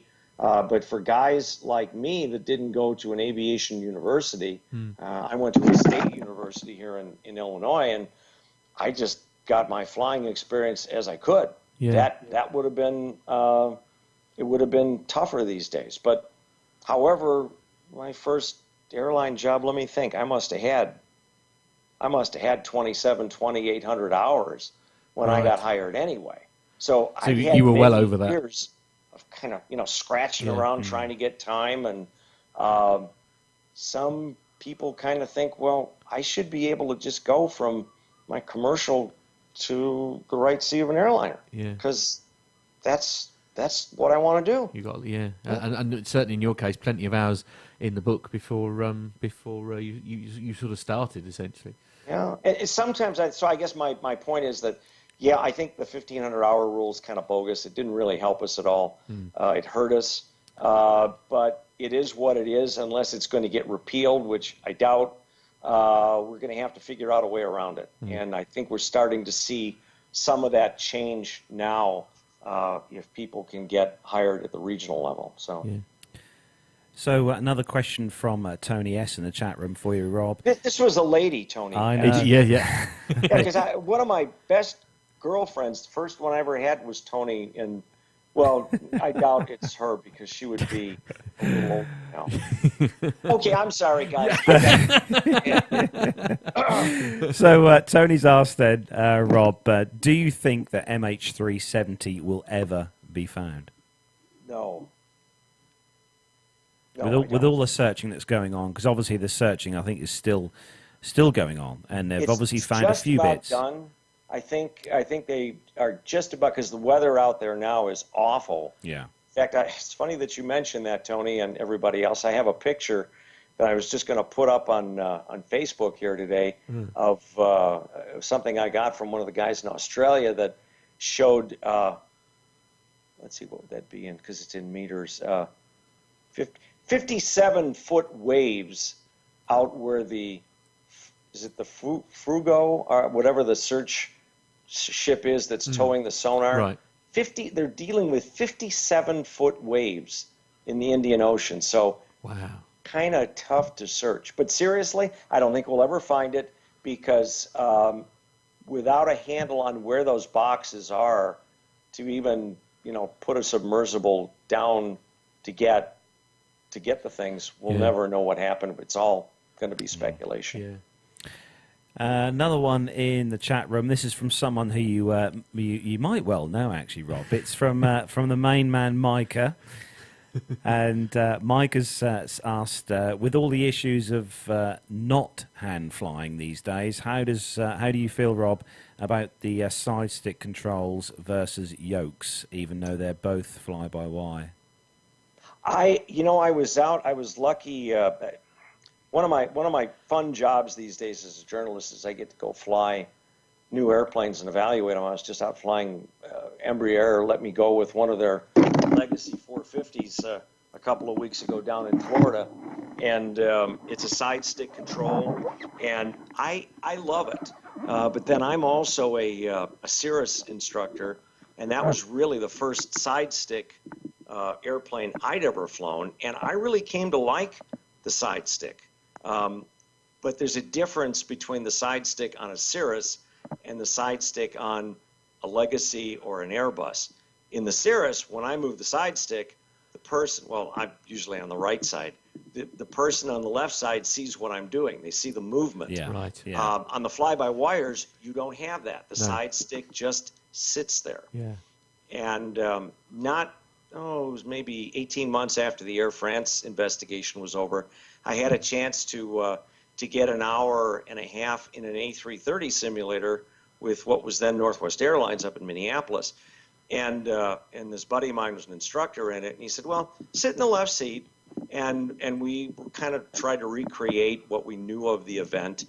And what I found to be the most disconcerting was that the side stick is kind of below you to the left, and at night it's almost dark. Not completely, but it's almost dark, and it's not exactly in a place that's kind of near your peripheral vision that even if it was moving, you might see it. But when you realize that the Air France guys went in the dark, in thunderstorms, in turbulence, when the instruments were going insane, and they were getting warnings every 3 seconds, stall, stall, stall, and the guy in the left seat had no concept that the kid in the right seat had the stick all the way back. Really? Because the stick on the left didn't move, and it's dark, and it just, and it's like, I'm sorry, didn't mean to bump my microphone. But it's like every other accident. They never occur from just one single incident. It's usually 2 or 3 or 4 things that kind of cascade to the point where the crew just loses control of the airplane. And I mean, presumably it wouldn't be that difficult to sort of simulate with the joysticks. I mean, I've got a big enough electronics background to know that it wouldn't be too difficult to put servos and stuff on it that the stick would move. So you could still simulate the fly-by-wire. You could have it so that the guy sitting to the right, as you say, would know that the stick had moved. I mean, that wouldn't be too difficult I to... wish it did that. I don't think Airbus or anybody else has any plans to do that. My guess is because of what you just said, that you could add servos and things, but those are expensive. Yeah. They can break. The weight is negligible. Yeah. But... They don't want that. They want airplanes that are simple to maintain. That if the joystick busts, they go. Just take the panel out, put a new one in. Throw a new one in. Yeah. Now, So it's not the way I would have done it. No. But it is what it is. But I think it's also incumbent though to not just say, well, it's a crummy design. No. We need to be certain that we train pilots so that they understand the limitations of the airplanes that they're flying. Yeah. I've flown with too many these days that just kind of sit there, punch on the autopilot. And just chill out. Yeah. Yeah. And if you pull out the newspaper, Yeah. and I'm going, what are you doing? Dear. And they've become very dependent on the technology. And, yeah. if you play with that stuff, you know that when it all works right, you do get dependent on it. Yeah. And then one day it breaks, and it breaks in a way that no one ever thought it could or would. And then you go, Yeah. oh, boy. You get the equivalent of the blue screen of death, that you get Yeah, on your PC, exactly. but like in the air. Now, obviously, given your marvellous journalistic background, and as I mentioned earlier, obviously you quite regularly contribute aviation-related news to like Fox News, BBC, and CNN. Now, a subject matter Videos which me and Matt have been watching. We have on been YouTube. watching this week, absolutely. Yeah. And one of the things that is a hot topic here, especially with one of our listeners, Nev, is about media accuracy, shall we say? And Nev's actually asked a question for Rob. How do you know how the 24 News channels tend to sensationalise aviation incidents and accidents? Yes, they really do. How are you able to keep your reporting moderate and balanced? Well, that's actually a really good question because when I started doing this, I don't know, 6 or 7 years ago, it kind of came because people found me through the blog at Jetwine because it's blogs are international these days, but I had no media training in terms of on camera skills. I kind of learned that the hard way by doing really stupid things along the way, but I did have the journalistic sense that when somebody was trying to corner me with a question where they kind of seemed like they had a story they wanted to tell and they wanted you to give them a fact that would make that work.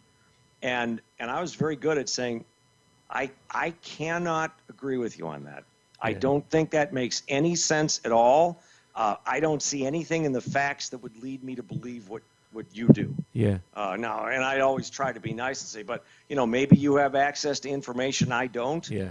But that's the trouble, I think, with a lot of the talking heads is that they don't push back too much with the moderator. They push back against each other.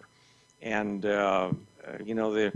there's a couple of guys I know on CNN, one of which that, oh, God, I hope I never have to work with him. But I saw him put another journalist in a real bind one day during the MH370 investigations where he told the moderator, I can't remember who the moderator was, about, well, of course you got that answer, Don. Look at who you've got answering your questions here. Now, if I'd answered that question, and I thought, oh, my God, he just threw his buddy under the bus. That's not very nice. And so, there's that kind of thing, too, because people get in front of TV cameras and they think it's about them. Yeah. It's not. No, it's about the story. What is up here in your brain and how you're analyzing the questions that someone is giving you and how important it is to not say, well, yeah, that Egyptian airplane fell out of the sky, must have been a bomb, no doubt about it, like a certain presidential candidate did about 5 hours after it occurred. Based on what? Yeah. Oh, I keep forgetting you don't need facts. Yeah. Just and make it up as you go along. You see people on TV, and I'm sure that's probably part of Ned's question. If I say, well, I've really looked at this problem quite a bit, and I believe it calls for that. Yeah. And you get thousands of people that say, wow, so that must be what we need to do, or that's why that happened. And in fact, during the Egyptian thing a couple of weeks ago, early on a certain cable network that I know of, who shall go nameless, one of their early commentators was trying to fill time and just talking about things that kind of made some sense, but not a lot of sense. And here I was, 7 o'clock in the morning, planted in front of my TV trying to get some facts together, yelling at the television, going, "You're making this up! You have don't no know facts. This. You're making this up to fill time, and people believe you." So I'm very sensitive to Ned's question. I hope I answered it, but it's a constant battle. Yeah. One of the things that really annoys me in this country, Rob, I mean, you probably follow a lot of Sky News, we obviously have in the UK here, we have the news from all around the world. And a lot of, not just Sky News, but a lot of the other big news channels as well. And when a crash occurs or anything related to aviation occurs, and the photographs they use, the pictures they use when they're doing them, you've got something that's happening with an Airbus A320, and they post a picture of a Boeing 777 and run a story, and that really, really does annoy me slightly. Yeah, and it's,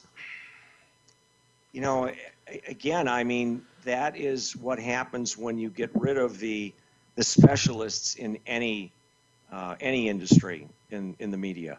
My wife's in the healthcare industry, and she ends up doing the same sort of thing to the television when there's some healthcare issue debate where someone is, they know just enough to be dangerous, and they say, well, the psychologist did this, that, and she's going, no, we don't do that kind of thing, you idiot, But again, the media has gotten rid of its aviation specialists, some of its healthcare reporters, some of its media reporters, you name it, and they do it to save money. And they figure, you know what? These people aren't going to know the darn difference anyway. But I mean, to be honest with you, there are enough people out there like yourself who are available and easily contactable, if you like. I mean, really nowadays they have no excuse to get the details on these stories incorrect. I mean, because there are people like your good self where they could contact you and ask for clarification. So before what happened to the day where editors would, check their story first before they actually aired it? I mean, it really wouldn't be that difficult to just run it past an AV geek who knows. Well, you're right, and they don't want to do that because it takes time, and that means that they might not get the scoop, and they really want that. They want to be there before everybody else, and honestly, as a blogger, when I started writing Jetwine 10 years ago, it was just kind of a fun thing. I just wanted to talk about stuff. I don't know. But coming from a journalism background, I realized very quickly on that I ran into situations where I'd say, gosh, I could really make a little name for myself here if I get this out. Yeah. Or somebody else. Oh, people would be talking about me. But then there's that little guy on the other shoulder that says, yeah, but if you're wrong, you're going to look like an idiot. A right numpty. Better make sure the facts are right. Yeah. And so I had to stop myself more than once. Yeah. But I see that as a good thing. Yeah, well, and you've obviously got that filter, haven't you, that sort of says, like, hang on a second, I don't have all the details that I need before I make this public. And as you say, I guess people are trying to sensationalise everything. But, we find it here, certainly, and I know everybody in the chat room is going to agree with me, and we find it so frustrating. Well, it's funny, too, that we talk about this because going back to the Egyptian thing again a couple of weeks ago, I heard about it. Actually, my news source was my college daughter who said, hey, Dad, did you see this thing on Twitter that there's an Egyptian airplane? Yeah. She's following the breaking news, and I didn't even see it. Yeah. And so it was just about the time I was ready to hit the sack. So the one thing I did before I went to bed is that I checked the weather in that part of the Mediterranean over the course of the last 6 and 12 hours, just to get an idea of what was going on. Yeah. If there had been tremendous lines of thunderstorms along, the route somewhere, I would have said, well, maybe weather was an issue, But when I went to bed, I looked, and there was nothing. There was just nothing. There was no significant weather within 500 miles. Yeah. And didn't the phone go off 2 hours later with somebody from one of the TV stations saying, well, what do we know about what happened to the Egyptian airplane? And I said, well, I think it's probably not going to be a weather-related accident, because I just looked at the weather before, and my perspective as a pilot is I didn't see anything that looked difficult to deal with out in that part of the Mediterranean at all. And the conversation flowed from there. I mean, if that was a fact, but of course I had prepared it knowing that I was going to probably need something, and I need at least one fact before I can start saying, well, maybe, or maybe. But again, that's what I see as a journalist's job. Yeah. So all the big news stations over in the US and that you've appeared on, Rob, how did that all come about? Do the stations contact you and say, hey, Rob, can you come and cover this story for us, or give us some answers and tips and stuff on what happened here? Do they? Well, you know, it's a funny thing. They feed off of themselves because, I did that morning. The first one I did live was one of our local TV stations, WGN Broadcasting here in Chicago, and then somebody from someplace in, where was it? Someplace up in Canada saw that feed and called me. Yeah. Somebody from a radio station in Los Angeles called me based on the same story. And then somebody in the UK heard the radio broadcast in LA and also had seen me on Fox later that day saying, well, hey, we heard what you had to say. It seemed like it made really good sense. You seem to know what you're talking about, and you hardly, scratched your nose much on camera. And, would you come and talk to us? Yeah. And then, again, it's, it goes back to that. I don't know if I've got one here. Well, you probably, anybody that reads Jetwine, if you need a button, I can get you something. But give them away at it's shameless, all the time. Isn't it? Shameless plugs. After I would do an interview with anybody, I don't care where they were in the world. I did a couple with a guy in Kuala Lumpur after MH370. And I would always just put a nice little note in an envelope with a couple of Jetwine buttons saying, thank you very much for inviting me. I was very happy to take part in the conversation. I'm happy that you wanted to hear the facts of whatever the situation was. Yeah. And that's marketing, and people would just remember it because they put the little Jetwine button maybe by their computer or maybe on their bulletin board or something. And they go, oh, what about that guy? They may not remember my name, but they'll find it when they go to jetwine.com. And that's really how a lot of that has worked. Yeah. We'll go back to a few questions in the chat room, Rob. Yeah. We've got one from the tech wizard that is Neville Bounds. And he asks, did you ever interview or speak to Sully Sullenberger? No, I never spoke to Sully directly. I met Jeff Skiles a couple of times, who was his co-pilot that day. And, I was very happy to have met him. What a very low-key guy. And, it's amazing. These guys that I've met that have been through some of these incredible situations, when you talk to them about it, we're kind of all the same. It's like, I don't know. I just knew I had to do this and I had to do that. And it's very practical. And it's not until later when it's all done that you go, oh, my goodness, what happened? And so getting back to Scully, what I thought was really cool is one day I was playing with Twitter on my phone, and you can see so and so is following you, and at one point it went, Sully Sullenberger is following you, and I went, oh, wow, Sully's following me on Jetwine. Oh my gosh, I've got to think something really impressive to say, and but anyway, so that's as close as I've gotten to Sully, I'm afraid. That's closer than any of us, I think. See, that's how I thought. That's how I felt. You see, when you followed me on Twitter, Rob. You see, I got excited. You see, Rob Mark's following me. Yeah, oh my God, the local legend. He's a legend. Yeah, absolutely. And we're going to talk later about that wire transfer. Right. Yeah. Okay, all right. Yes, absolutely. Right, off the air. Okay. Yeah, of course, absolutely. We've got to numbers off air. Can you send over some? Okay, well, no. We'll send it over in euros. That'll be better. It's euros.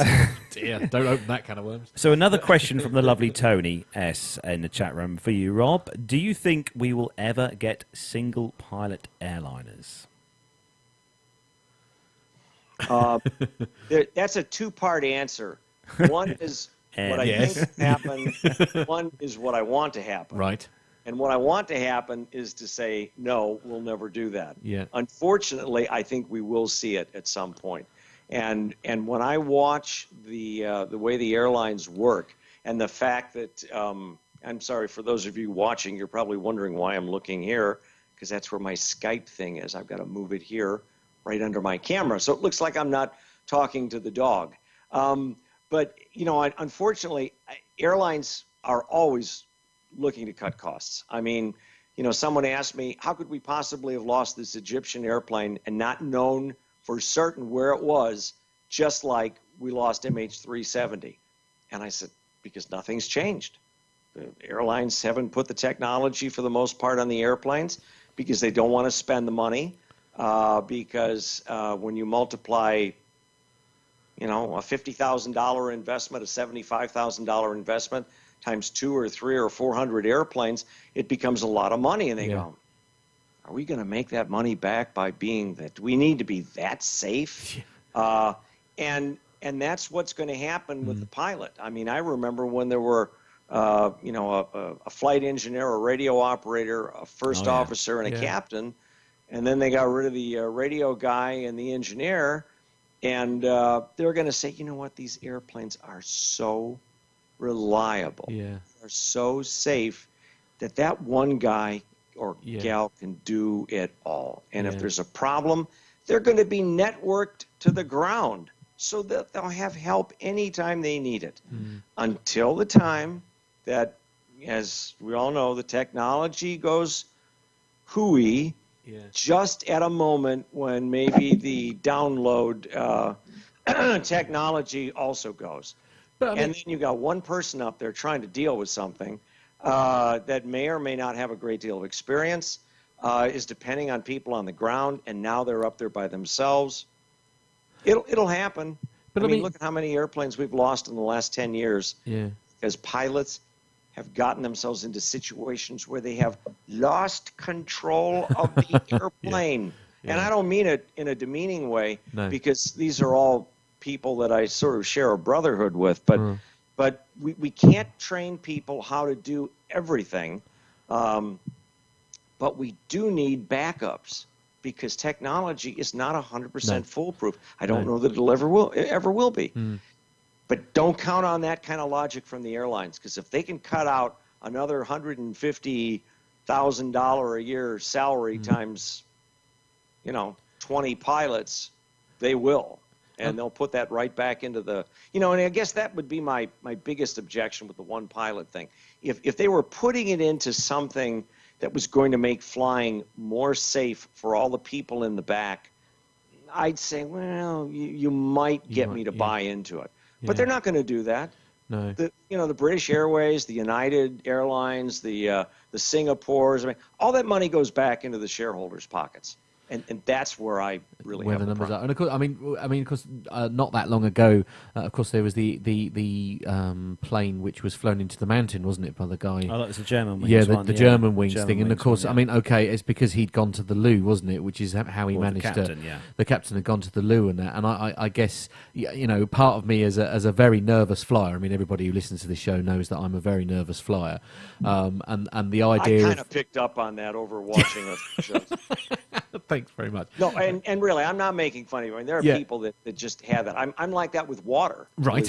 I don't like water. So. Oh no, you see, I float really well in the water. That's not a problem for me. I just don't. But as I say, from a nervous flyer's point of view, the idea of there only being one guy who's locked in that cockpit on his own, if you see what I mean, that as a nervous flyer makes me very uncomfortable. The idea that it's just one guy on his own. Yeah. So think about that. That makes you nervous. What do you think is going to happen when they try to tell you that a fully automated Boeing 787 will be an incredible trip? It'll be wonderful. It'll be safe. It'll be pleasurable. And you don't have to worry about those stupid pilots complaining about anything up front. I mean, you see now Never gonna ironically, and I know I'm going to get abused in the chat room for this. I know, but my love of technology and my technological background, if you like, I actually feel more. I mean, here in the UK, there is the Docklands Light Railway, which is a bit like the underground system or the metro system that operates in London. And when they first introduced that system, it was fully automated, and there was nobody on the train. The train drove itself. There was no guard and anything like that.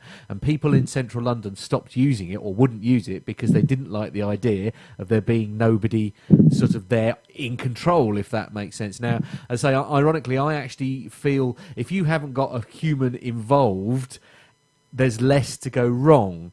And I mean, systems these days have enough. You're absolutely right. Absolutely right. And that's what the technology people have on their side, is that if you look at most of, and we're just talking about airplanes right now. Yeah. You look at most of the accidents, they're almost never because some critical component failed. An engine blew up, except on that Qantas A380 that the engine blew up on years ago. And magnificent save that was. But it's usually that maybe a piece of something might go wrong and the pilot does the wrong thing. Or they fail to do anything. And there's that human aspect of it. I guess we're going to have to find a way to sell pilotless airplanes to people as a better option than what we have right now. And of course, you know, we talk in the States that we haven't really had any major airline accidents in quite a while. But as an industry worldwide, it ain't that pretty. No. You know, it really isn't. And so, you know, passengers are right, I think, to be concerned. I'm just not sold on the fact that complete technology is the answer. But that's no, agreed. To be fair, it's just as I say, it's one of those things. It's like a lot of the problems where have gone wrong have perhaps been down to pilot error. And I personally really don't like the idea of there only being one person in the cockpit. That for me completely doesn't work. So for me, it's either two pilots or the thing flies itself. Do you know what I mean? It's like don't take it down to one pilot. I don't like the idea of that. I like that less than the plane flying itself. If that's what I'm going. As I say, the abuse is already starting to come in on the chat room, so I'm going to walk away from this very dangerous cul-de-sac that I find myself in. But it's a very controversial subject. I think it's safe to say. I'd rather have two pilots in there. Yeah, I know. If one of them was me as well. Right, that of course, would be yes, handy. absolutely. Yeah. Once I've passed, of course. Yes. I'm not quite there yet. No. Anyway, that is, I'm afraid, it's time to wrap things up. It's been a real pleasure, enough, Rob. Huh? Yeah, it's been an absolute pleasure, Rob. Thank you very much for your time. And Tony, listen, thank you for sending in all those messages. I'll get back to you. I don't think it's the same Tony. I honestly don't. But worth a try. Yeah, absolutely. So where can before we wrap up? Then where can people find you, Rob? Yeah. I mean, you know, there's this jet on that old jet, interweb thing. Where might they jet, find what jet wine? wine? Jet Possibly, wine, is it? Yeah. Wine. Oh, I'm sorry. We've been working on a little song. Right, beautiful. Well, yeah. anything. You type in jet wine in Google and they'll find me. I mean, jetwine.com is the best place, of course. And for those in the those chat room, folks I should who are in bring the that up chat for you room, now. If Yeah. you're really a glutton for punishment and you'd like a jet wine button of your own, Yay! Yeah. email me at rob@jetwine.com and we'll make sure you get some buttons. Awesome. I hope Mike is not sitting there saying, "Oh, he never gave me a jet wine button." Probably. That will be coming. But that may be the case. Absolutely. Yeah. We'll be happy to send them along. And, you know, again, I think the thing I would say is that you guys are doing an incredible job of trying to get people interested in aviation and get them thinking about the stories of the day, and that maybe everything that people hear on TV and on the radio isn't all 100% accurate. But when when you're watching a show and you realize that happens, call that stupid TV station or the radio station and tell them that, there's a better way to do it. And I'm not trying to just sell myself. I'm saying that there are people out there that can get them the facts if they'll just take the time to ask for it. And, of course, we mustn't forget, of course, the legend that is a certain podcast that you're also involved in. Where would they go to find that? That would be, the one I forgot to mention. Which one was that again? Yes, the Airplane Geeks. Yes. AirplaneGeeks.com, where David and Max Trescott and Brian and I amaze people with our ability to make a big deal out of incredibly small, unimportant stories every week. Now, there's no need for that. Actually, before we skip off, Jennifer Parkinson, one of our listeners who's over in Italy, over in Rome, lovely part of Europe, she actually just emailed us a few questions, Rob, or a couple of quick questions. Sure. One of them was actually a question which I've been thinking about for a while now, is are you still in touch with Dan? And do you sort of keep in touch with Dan? Mr. Dan Webbage? Yeah, Dan Webbage. We still do talk to him, not as much as we'd like. Dan has grown up, and for those people that were around when Airplane Geeks started, Dan was, I think he was 18 when 17 or 18 when he first wrote a letter to Max and said, he had some insights into the airline industry, and we didn't know at first that he was only 17 or 18, but he really understood what he was talking about, and we really liked him. Good. And he eventually became a really important part of the show for quite a few years. And honestly, I miss him because, he and I used to have some fun together on the air that actually after he left, people would say, we miss the fact that you and Rob used to pick on each other and, the banter, good fun. And that hasn't worked out the same because David Vanderhoof, who's on our show, he's a curmudgeon. So, we can't. We know a few of those. Yeah. Absolutely. So We're going to get him some medication, though. She's also asked Rob, just one last one, is also where can Jennifer find your video on GA flight safety? The one in question, I think it was about a pilot not planning sufficiently for bad weather and landing at a busy airport. Alone in the cockpit. That is a film we put together with some members from the National Business Aviation Association's single pilot working group on the safety committee. And it's up on the NBAA site. It was supposed to be in a place on its own.